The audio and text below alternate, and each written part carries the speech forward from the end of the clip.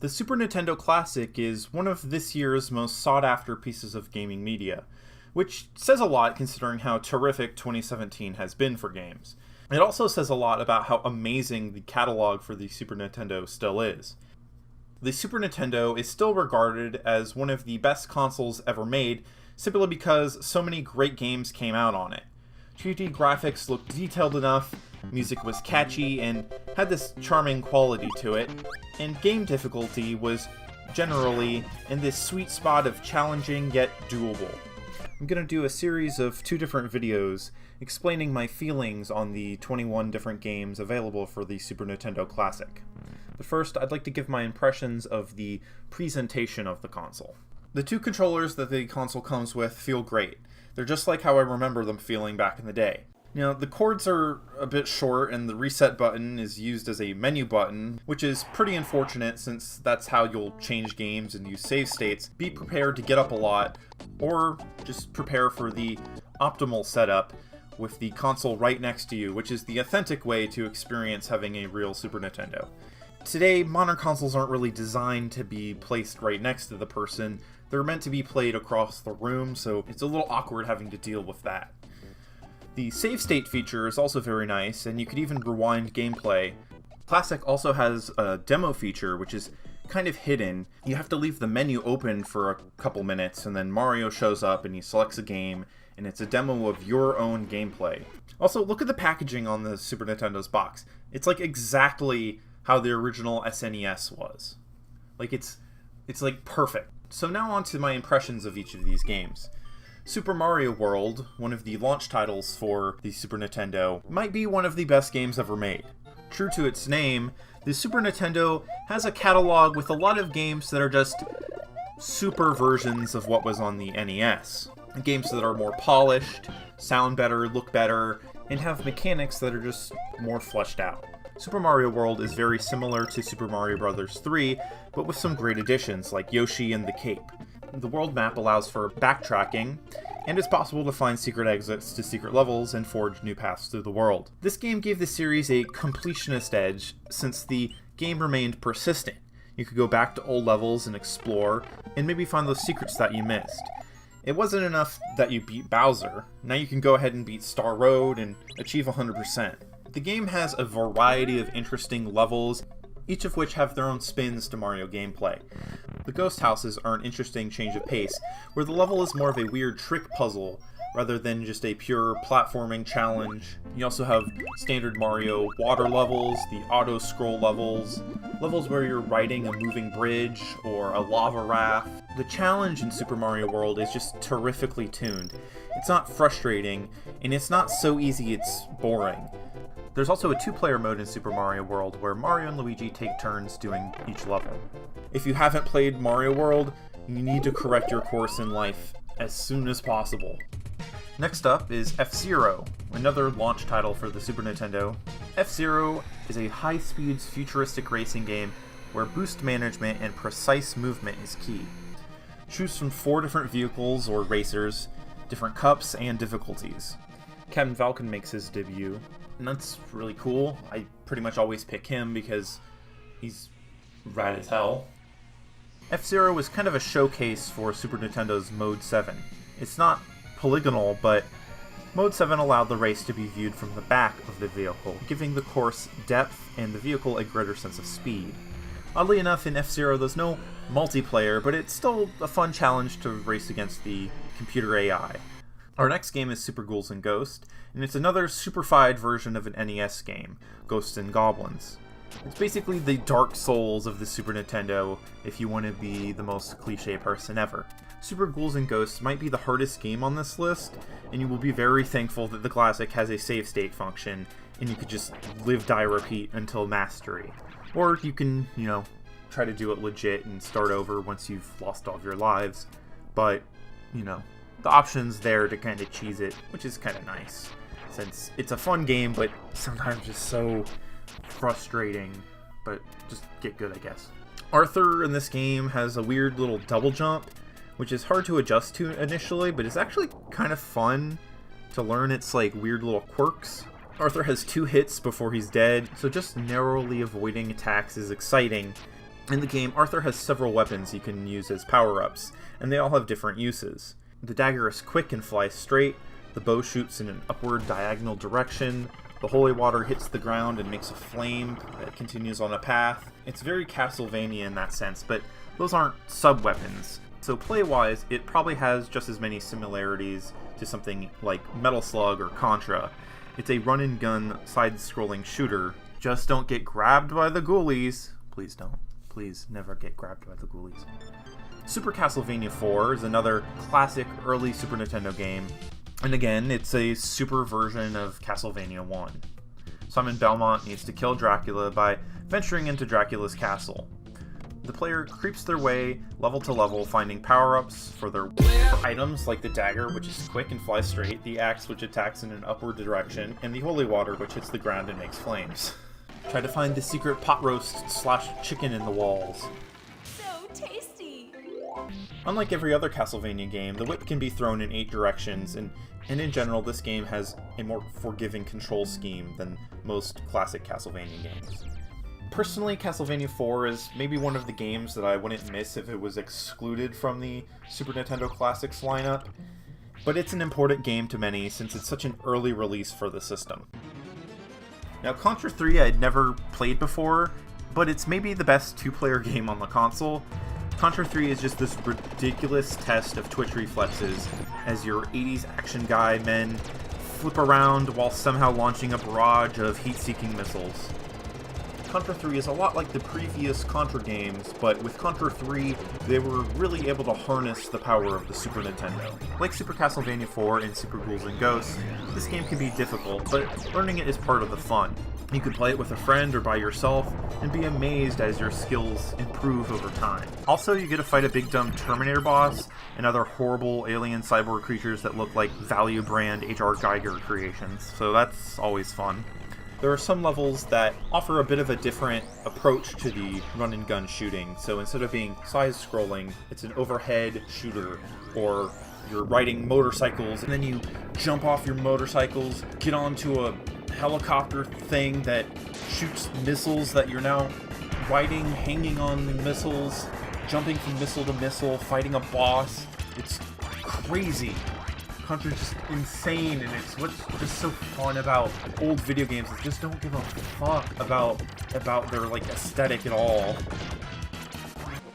Mario and Zelda, since the NES, have been the company's biggest series, and as Mario World is a hyper-polished 16-bit entry in the Mario series, Link to the Past is the hyper-polished 16-bit entry in the Zelda series. While perhaps not as open as Zelda 1, Link to the Past to this day pretty much hangs in there with almost any other Zelda game in terms of its quality. The Pegasus boots are an amazing item, and along with them you find dozens of other really cool items like the hookshot, boomerang, bombs, arrows. While you did have some of those things in the original Zelda, you had some way more creative stuff here. The different rods, the flippers, now Link can do a spin attack. Also, A Link to the Past introduced a world-switching mechanic, which made you feel like you were opening up this total other dimension to this game. A different yet familiar world to explore. Tons of secrets and awesome items. It's still an amazing game, you should definitely check it out. Super Mario Kart is the world's first true kart racing game. Also, like F-Zero, it's showing off that Mode 7 tech. This game, however, is a little bit more of a cartoony, wacky racers sort of idea to racing rather than this futuristic sci-fi kind of more grounded in quotes feel. You know, you're throwing shells out, shooting out red shells which home in on people. You're getting lightning which shrinks people down and makes them go slower. You're eating mushrooms to make your cart go faster. Wacky races. That's basically what it is wacky races. You put a big old picture of Dick Dastardly on screen, Captain Caveman looking dudes. It's what the game is basically all about.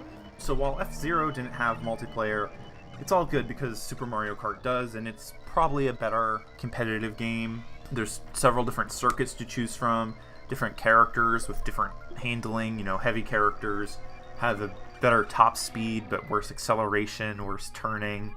Lighter characters have an easier time maneuvering, but they're more likely to get knocked around.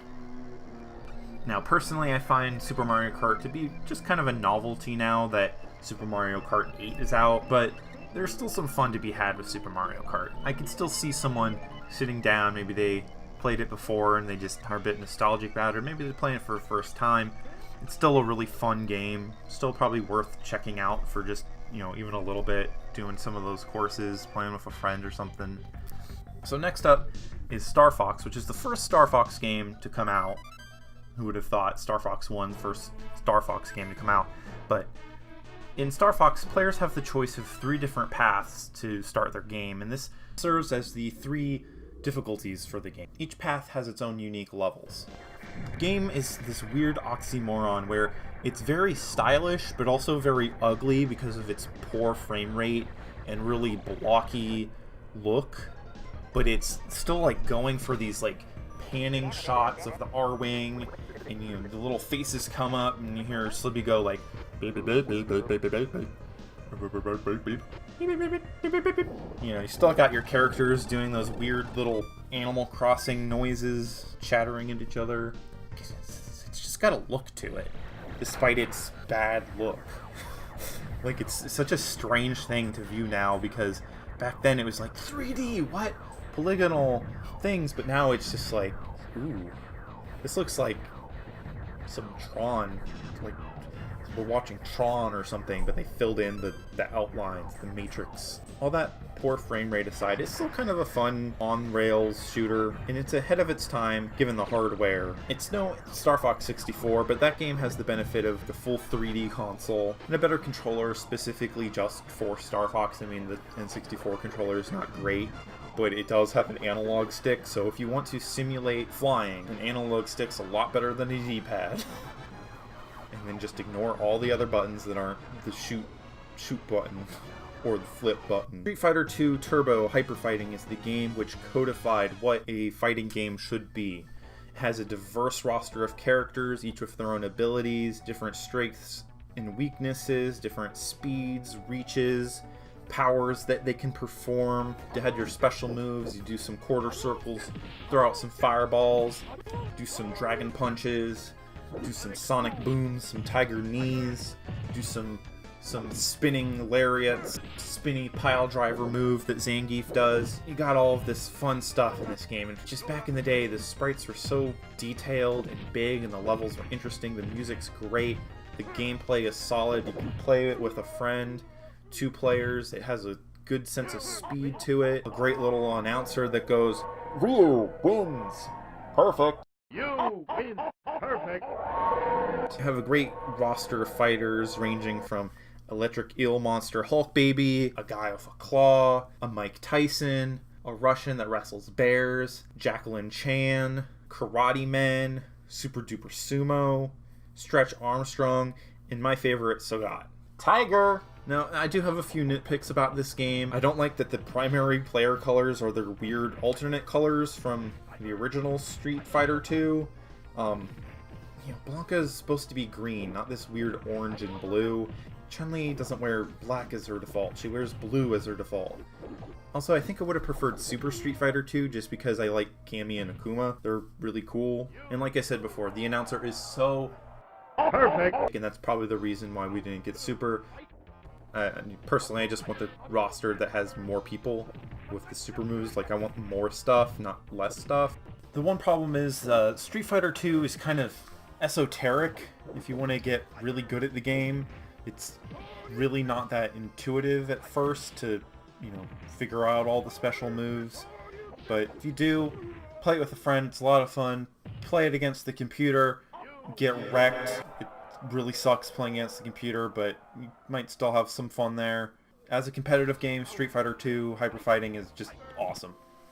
Secret Mana is an interesting game because it's actually a sequel to Final Fantasy Adventure on the Game Boy. And it's this action RPG where the combat is in real time, sort of like a Zelda game. However, it's numbers based, you get different loot, you have, better versions of swords, better armor, you get spells. You have this gauge, this power gauge that fills up, and once it reaches 100, that's when you should attack for full attack power. Because if you just slash away at someone like a Zelda game, it's just not gonna hit, or it's gonna do very pitiful damage. The game's also, interestingly enough, a multiplayer RPG, and on the original Super Nintendo you could get the multi-tap to play it 3-player. Unfortunately, the Super Nintendo Classic only allows you to play it 2-player, but that's, still fine. It's playable with 2 people. You have the option of playing as a fighter, magician, or healer, and can freely switch between the 3 once they have joined the party. Power Gauge gives the combat a strange rhythm, where you should only attack when you're at 100%, otherwise all of your attacks end up being really weak. The game also uses this unique ring menu system, where you don't go to a separate screen for your menus. A ring just kind of lowers onto the screen around your character, and you can switch to different equipment or spells, or change different settings there. And it's a little less disruptive, but it's still kind of disruptive for a multiplayer game. I mean, it would have been nice if it was all just seamless, but, Super Nintendo, things can't be perfect. Megaman X. Megaman X is basically Mega Man, but edgier. But it's not edgy to the point of being, like, eye-rolling, like Shadow the Hedgehog or something stupid. It's Mega Man, but for, like, teenagers instead of little kids. Instead of, like, 8-year-olds, it's Mega Man for like 14-year-olds and up. It's the same setup as classic Mega Man. You choose from 8 different levels, and you can tackle them from any order you want. Once you beat a boss, you gain their abilities, and then you can use those abilities on another boss, and maybe they're weak to one of the abilities, like the ice guy can be weak to the fire power. Basically, beating some boss, you can find a speedier way through the game if you can tackle the bosses in an order where you exploit each of their weaknesses. And then there's also getting paths in levels by using those abilities. Maybe you open up a new route to find like a secret energy tank or something like that, something useful for Mega Man to use. And then also the game has the Hadoken. Mega Man could just fire Hadokens like he's Ryu or something, and it's like a one-hit kill to like any boss basically, except for maybe the final boss. Mega Man also has a wall jump, dashing, and some other different abilities which set him apart from classic Mega Man. Like the other platforming games here, it's quite a challenge, but it's fair. You can learn it. Unfortunately, it has a password system, which is outdated and old, but whatever. That's just where video games were back then. Luckily now we have save states on the Super Nintendo Classic, so we don't really have to worry about remembering passwords and taking way too much time putting them in. Anyways, thank you all for watching this video. I'll continue on with the second half of the Super Nintendo Classic review. I hope to see you then. Thank you all so much for watching. Please consider subscribing. Any feedback I can get on my videos I greatly appreciate. And again, thank you so much for watching. Bye-bye.